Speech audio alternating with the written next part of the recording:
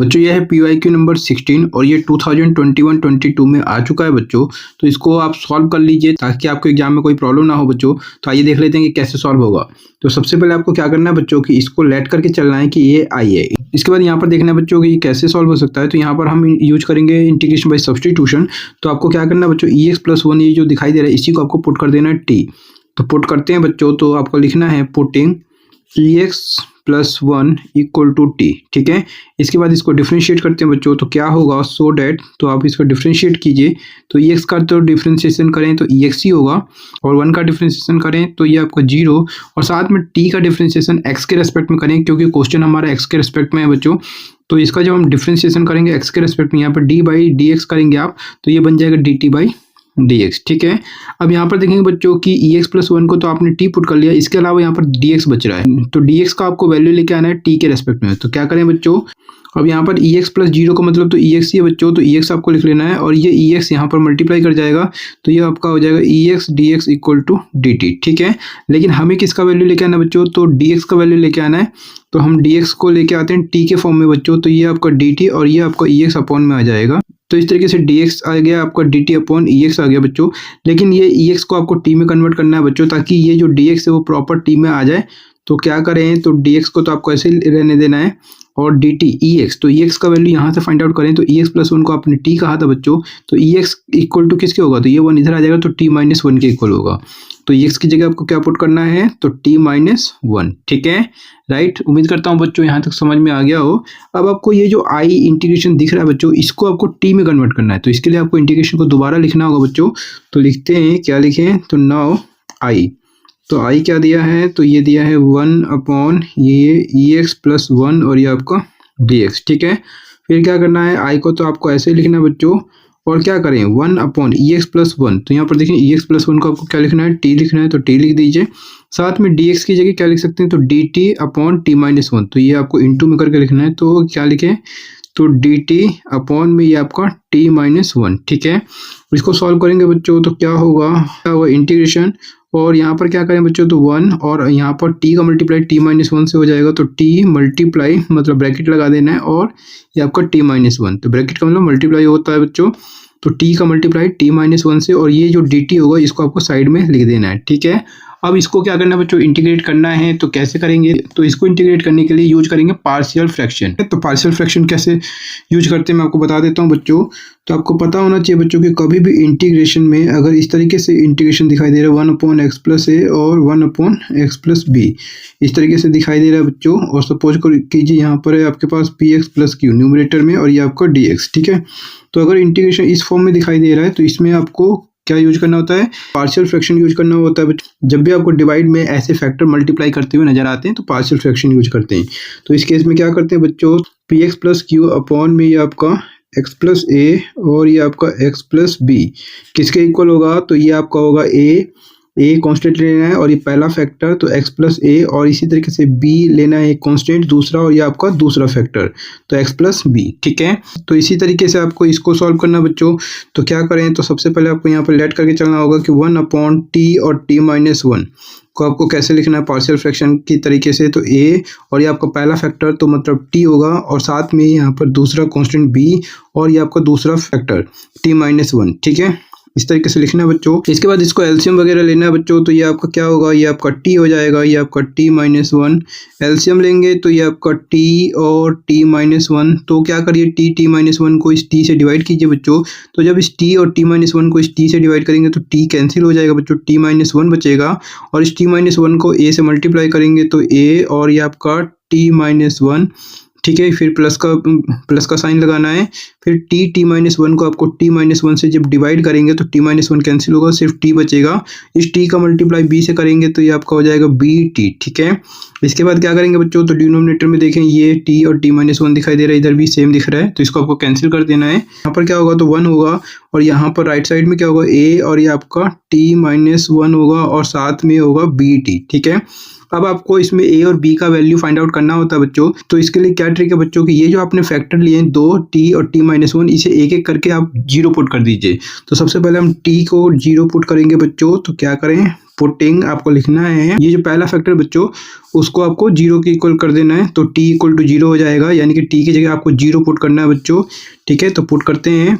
तो देखिए बच्चों इसको आप फर्स्ट नंबर इक्वेशन कहे हैं और इसको आपको सेकंड नंबर इक्वेशन, तो आपको लिख देना है इन इक्वेशन। कौन से इक्वेशन में पुट करेंगे, तो इक्वेशन सेकंड में पुट करेंगे। वी गेट, तो क्या करना है बच्चों इस सेकंड नंबर इक्वेशन में t की जगह आपको 0 पुट करना है, तो क्या होगा 1, तो आपको ऐसे ही लिखना है। फिर ये a होगा और यहाँ t की जगह हमने 0 पुट किया तो ये आपका 0 - 1 हो जाएगा, 0 - 1, फिर प्लस और ये प्लस यहाँ पे नोट कर लिया, फिर b और t की जगह यहाँ जो t है इसकी जगह हमने 0 पुट कर दिया। ठीक है, तो इस तरीके से ये बन जाता है बच्चों। इसको हम सॉल्व करेंगे तो 1 तो ऐसे ही होगा, तो a और ये 0 - 1 का मतलब क्या है, -1 और -1 का मल्टीप्लाई a से करिए बच्चों, तो ये आपका माइनस का a होगा और b का 0 से मल्टीप्लाई कीजिए तो 0, 1 इक्वल टू -a होगा बच्चों। ठीक है, तो यहाँ से हम a का वैल्यू फाइंड आउट करेंगे बच्चों, तो a किसके इक्वल होगा, तो ये माइनस यहाँ आ जाएगा, तो ये a इक्वल टू जो होगा वो माइनस का 1 आ रहा है। ठीक है, लेकिन हमें यहाँ पर देखें 2 कांस्टेंट है बच्चों, तो a तो हमने फाइंड आउट कर लिया, साथ में हमें b भी चाहिए।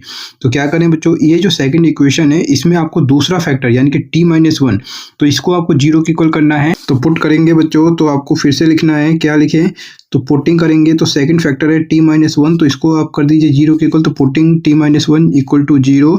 इससे अगर मैं t की बात करूँ तो t का जो वैल्यू आएगा वो आपका 1 आएगा, और कहाँ पे पुट करेंगे ये आपको लिखना है इन इक्वेशन। कौन से इक्वेशन में, तो सेकंड वाले इक्वेशन में।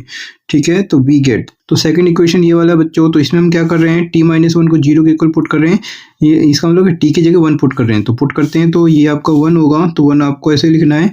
फिर आपको a और ये t - 1, तो t - 1 किसके इक्वल है, तो ये आपका 0 के इक्वल है, तो पुट कर दीजिए t - 1 की जगह 0 प्लस और ये आपका b और b के बाद है t, तो t की जगह क्या पुट करेंगे, तो t की जगह 1।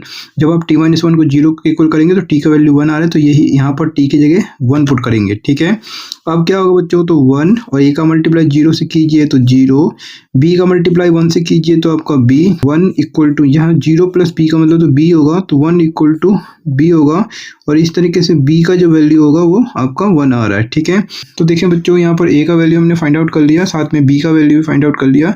अब इस a और b की वैल्यू को हम कहाँ पुट करेंगे बच्चों, क्वेश्चन नंबर फर्स्ट में। ठीक है, ताकि ये जो एक्सप्रेशन दिखाई दे रहा है 1/t - 1 वो प्लस के फॉर्म में इस तरीके से कन्वर्ट हो जाए।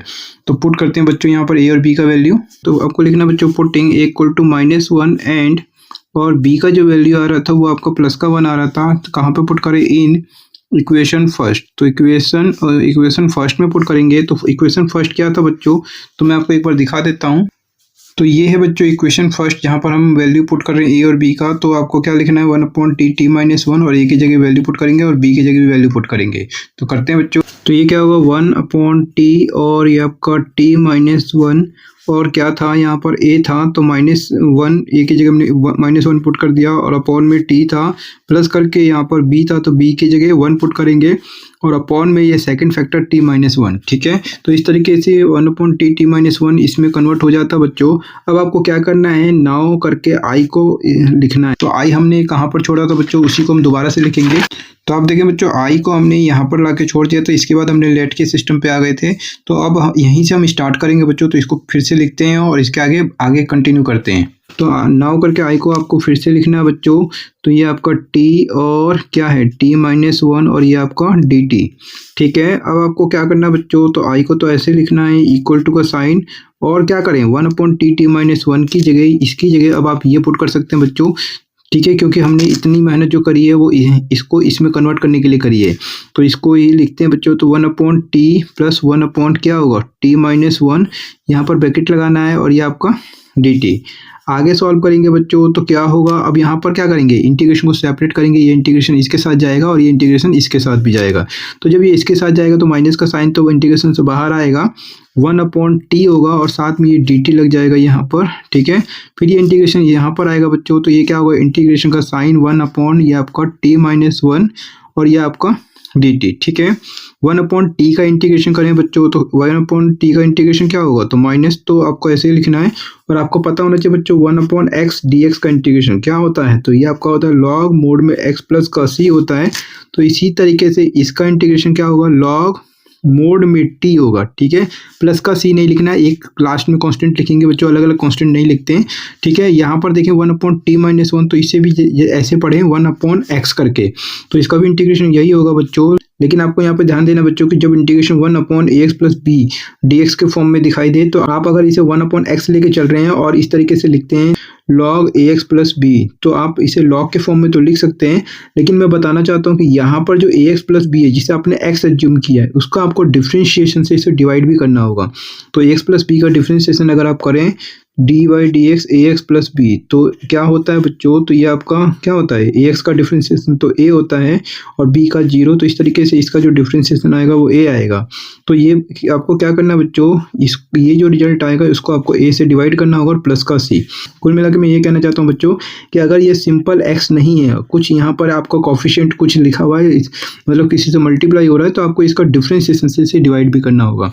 तो फिलहाल तो अभी हम इसको 1/x करके पढ़ रहे हैं बच्चों, तो हम इसको कैसे लिखेंगे, log करके log x बन जाएगा, तो log t-1, और इस t-1 का आप डिफ्रेंशिएशन करें बच्चों t के रेस्पेक्ट में, तो d/dt किसका कर रहे हैं, t-1 का।